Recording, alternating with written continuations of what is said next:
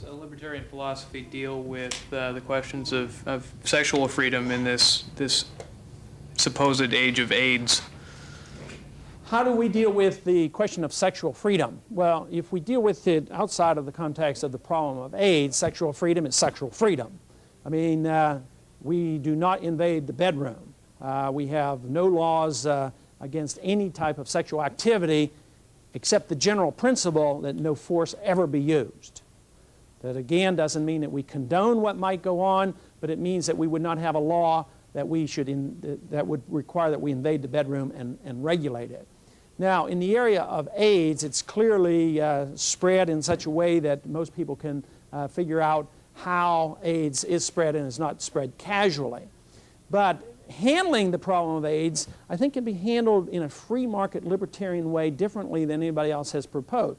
First thing is I think the government should be out of it. The government has no ability to really regulate lifestyles and to do anything to prevent AIDS. Therefore, problems that are difficult to solve, we certainly don't want to turn them over to the government because they usually make these problems much, much worse. There shouldn't be government quarantines. But there certainly should be your right as an individual to quarantine yourself. Otherwise, you can discriminate against somebody who has AIDS. You don't have to associate with them. We would protect the businessman who might not want to hire somebody with AIDS. This whole idea that an AIDS victim has AIDS victims' rights, this is this distorted idea about civil liberties. There's only one kind of rights. There's no such thing as minority rights or women's rights. There's only individual rights, and everybody should be treated equally, and everything has to be voluntary. But with AIDS, the businessman, the employer, has the right to protect himself if he wants. If it's his desire, he can sever the contract or not enter the contract and say, look, I don't want to deal with you. And he has the right to do that.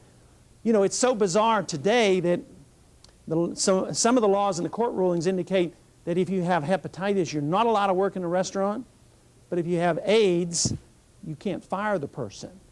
That's the kind of inconsistency that wouldn't occur in a libertarian society.